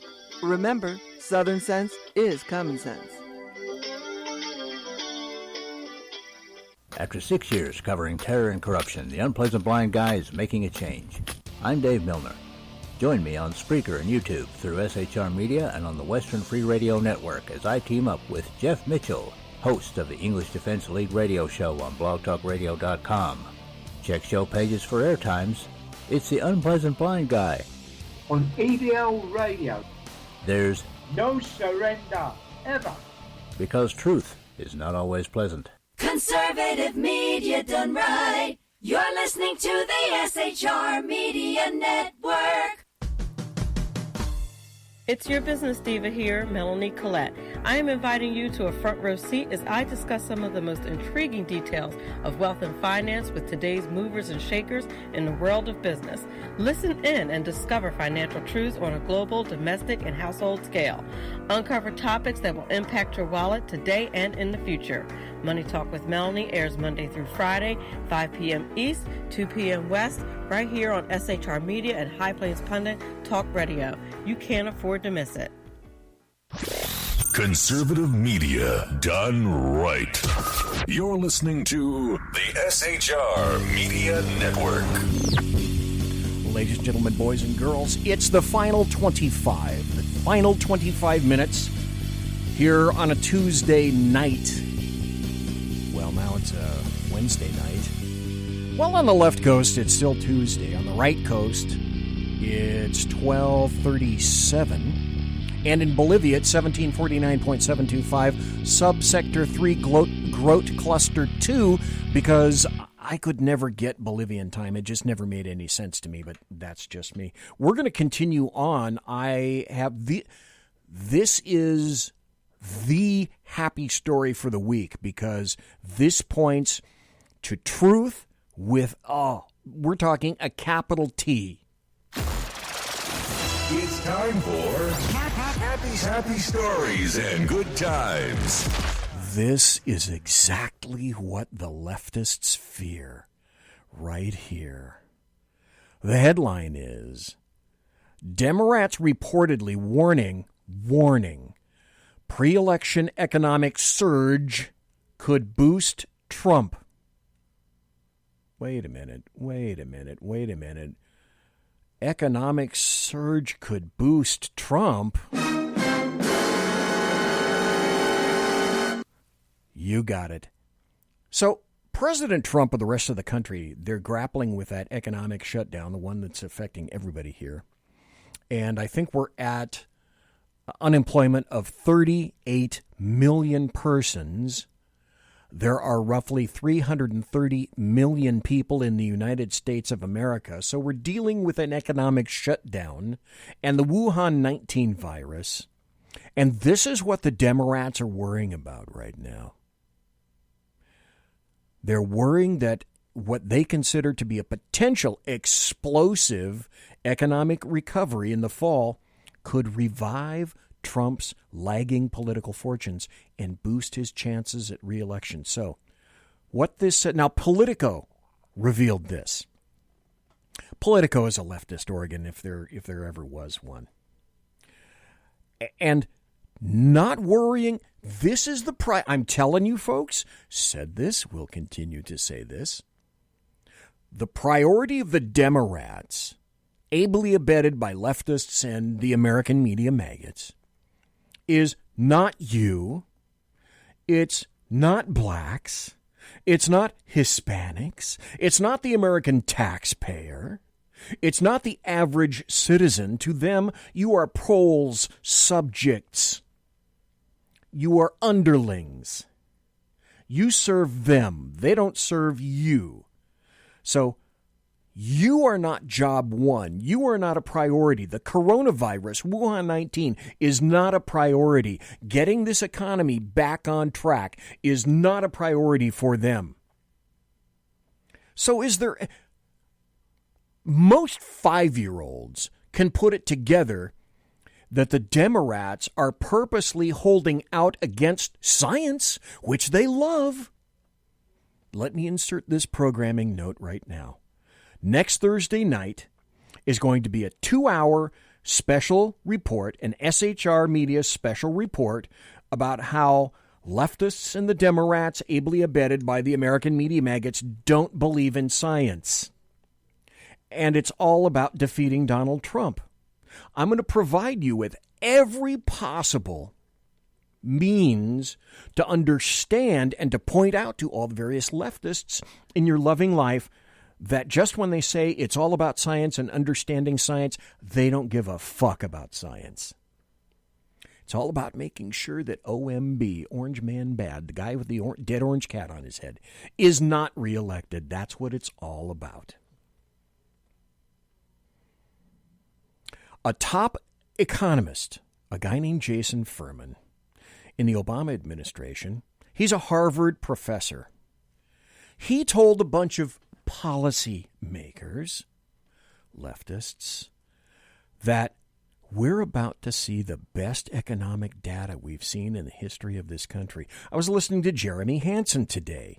Great show. I've had him on my show. Jeremy Hansen firmly believes that we're going to get the Dow up to 32,000. Oh, we left it about 27, 28. And it broke. But you know what? It's not broken. And it came back despite all of this. And 38 million people being unemployed. We're coming back. This economy is coming back. And if there's one person who can do it, it's Donald John Trump. And if there are a group of people who will make sure that it is priority zero for them, it's any leftist, Democrat, or American media maggot, what I call the LDAM. And that's Biden's priority, to make sure that Donald John Trump does not get reelected. And in the meantime, that you suffer, especially people that don't deign to vote for him or the Democrats. So it's all about making sure that this economic rebound never occurs. Another NOQ report had the same article, essentially. I seldom, if ever, go there, but I noticed it when they had it. They said rapid economic rebound has Democrats terrified about November. Unlike last or past recessions, I should say, the coronavirus, the Wuhan-inspired economic downturn is not going to be followed by a slow recovery. Budget and economic people think that that is not going to happen, and that has leftists and Democrats petrified. Now, you know what a recession is? A recession is 2 subsequent quarters of a downturn. And then in economic terms, that can become a recession. I'm not convinced that we're going to be in a recession. Yeah, the economy is in a shambles right now. We know that. 38 million people are unemployed. Businesses are opening back up slowly. And it's not because they're obedient. It's because they want to have jobs and not lose everything they've worked for either years or decades and decades. They're taking precautions. Democrat, leftist, mayors and governors are still sending the cops after them.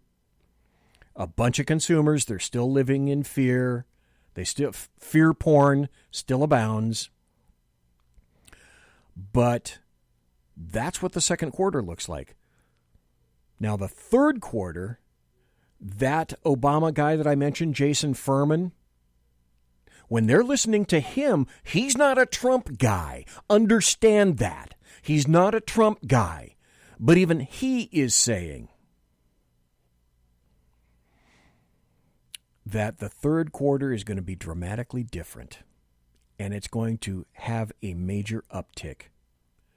And what you will not hear is anyone talking about an economic uptick. Not on CNN, not on MSNBC. They have their jobs to do, and their jobs are to skewer OMB and never let him back into the Oval Office again, because if he acquires a second term, the other things that you're looking at will be, in my opinion, I think whoever's going to be the next president, whether it'll be the continuation of 45, which I think it will be, or it'll be a 46, that individual will have 2 openings in SCOTUS to take care of.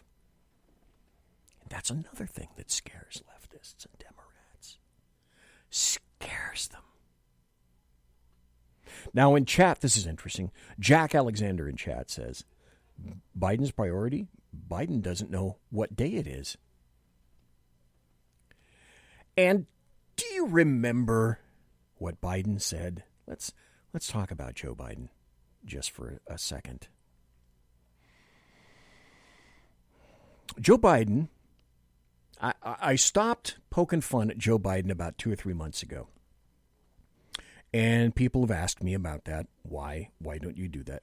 He's addled. I am convinced that he is in the throes of dementia, which tells me how cravenly cowardly and cynical are his handlers, that they will prop a guy up that doesn't know what day it is just so that they can install him into the White House and somehow pull some kind of a machination or some kind of a Machiavellian event to whoever he has as his vice president to walk into the Oval Office and bing, they're going to be the new president. So you remember last week when Joe Biden said he referred to black voters who haven't yet decided whether or not to support President Trump.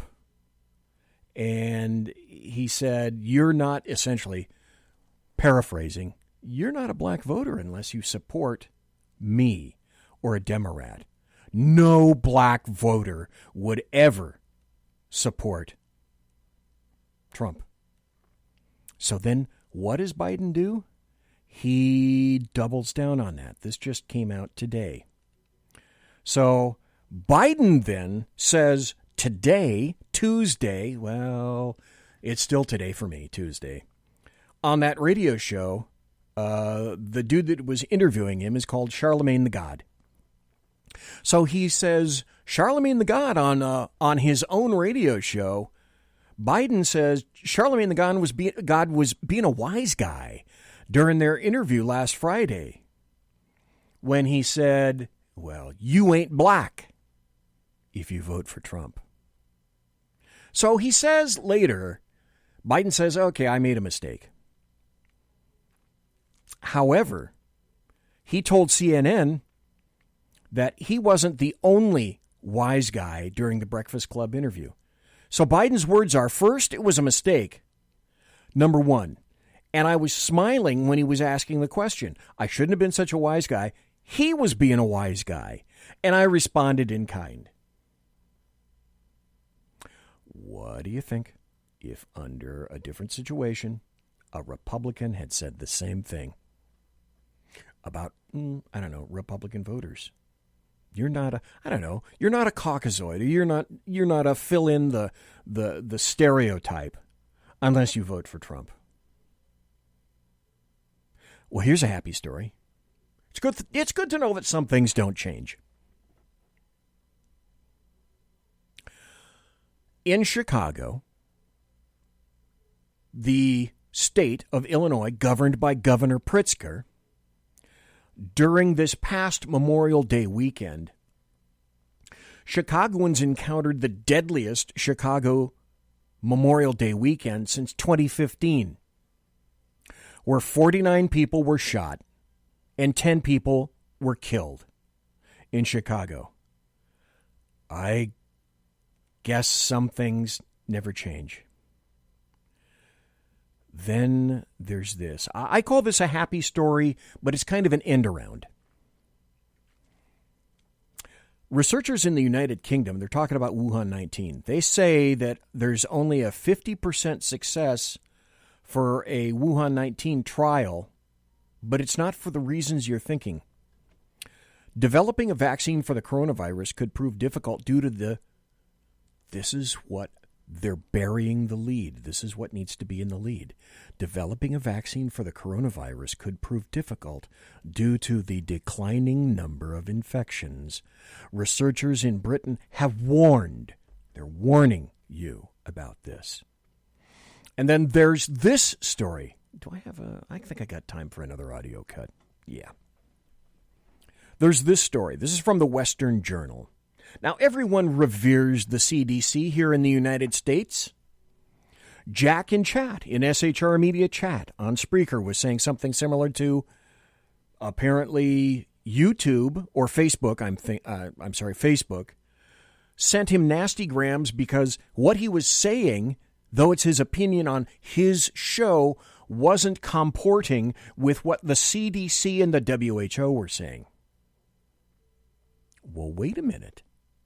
Hold up on that car wash there, boys and girls. Here's a story right now from the Western Journal. The headline is CDC's latest best estimate of COVID death rate is 13 times lower than the initial World Health Organization claim. So it's a number that all of our Dr. Anthony Fauci, the demigod at the age of 78 that we all need to worship, and he informed all of these decisions that leftist governors and mayors made regarding Wuhan 19, 3.4%. So back on March 3rd, World Health Organization Director General Tedros made a remark during a media briefing that guided how everybody viewed Wuhan 19. While many people globally have built up immunity to seasonal flu strains, COVID-19 is a new virus to which nobody has immunity. That means more people are susceptible to infection, and some will suffer severe disease.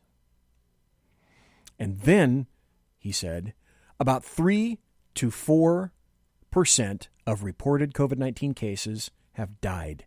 By comparison, seasonal flu kills far fewer than 1% of the infection of those infected. And, of course, we know this was based on incomplete information. So, according to statistics based on data received by the CDC as of 4/29/20, the death rate from Wuhan 19 could be as low as let me say this properly, 0.26%.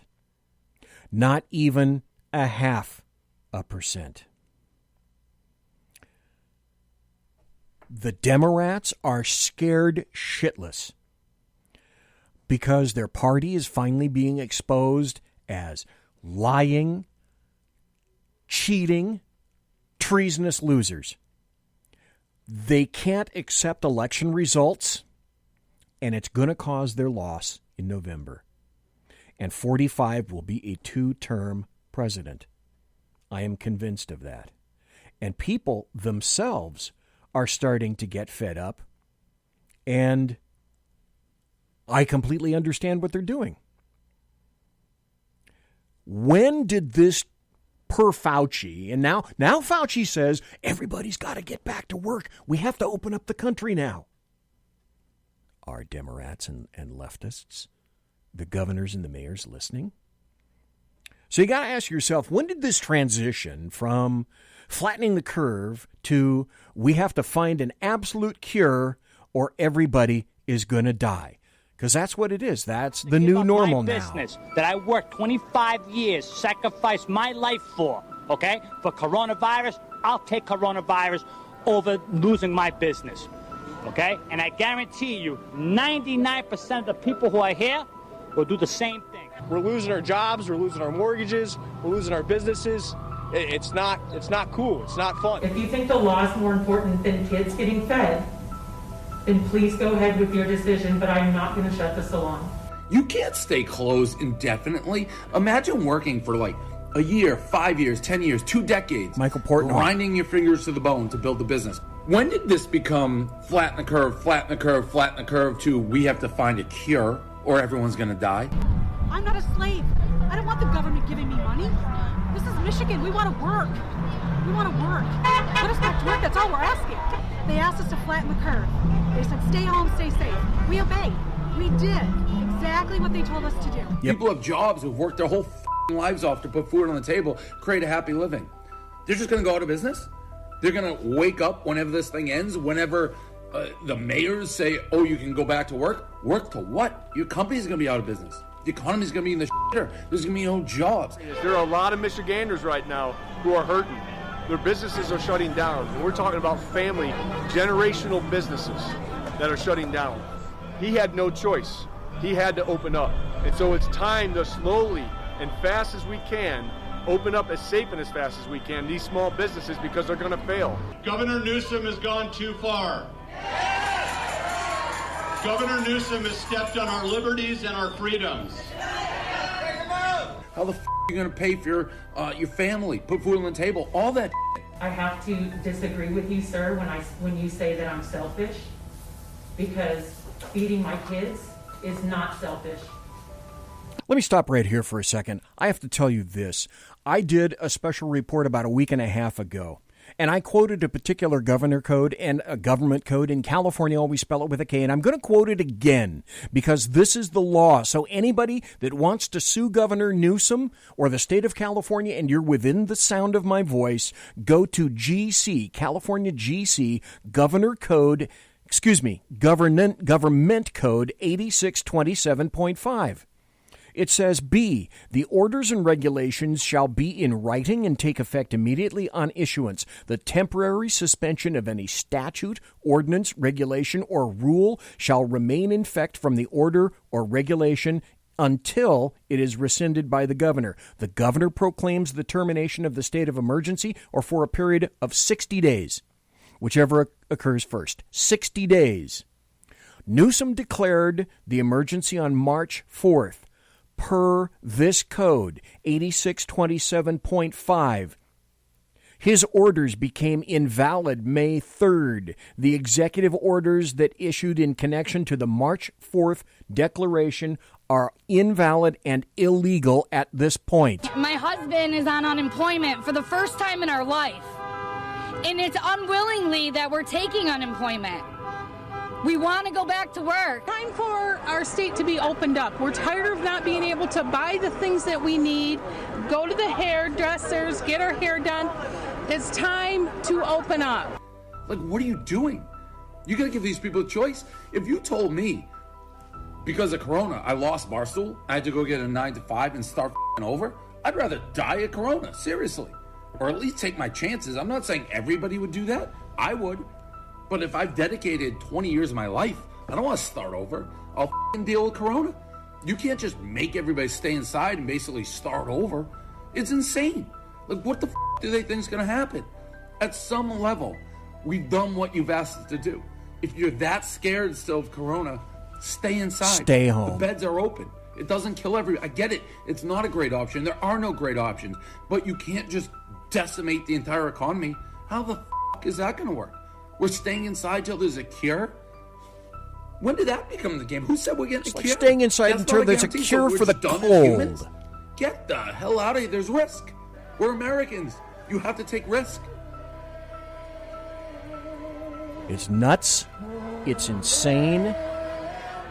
And I'm going to prove Thursday night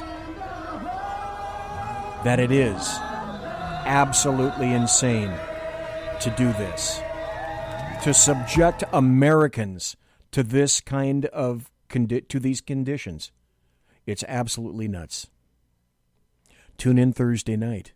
You're going to hear 2 hours of science, science, science, and insanity, rampant insanity by leftists. Monsieur has been locked!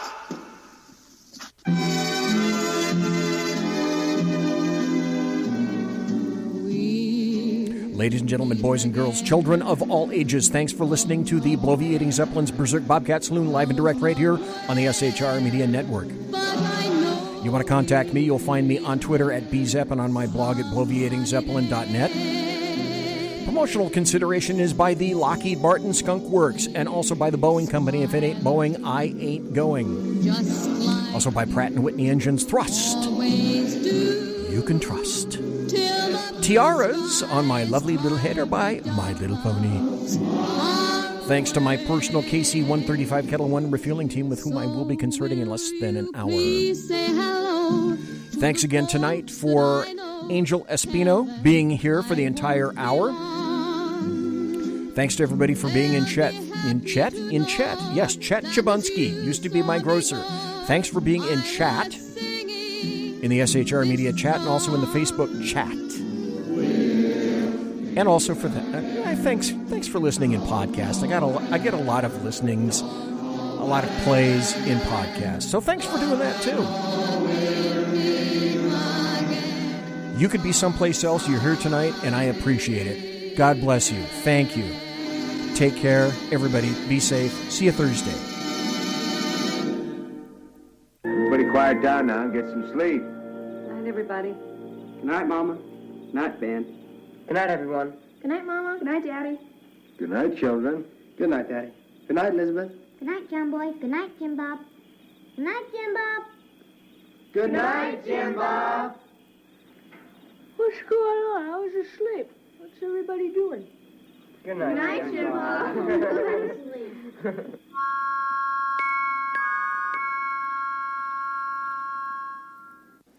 Good night, and good luck.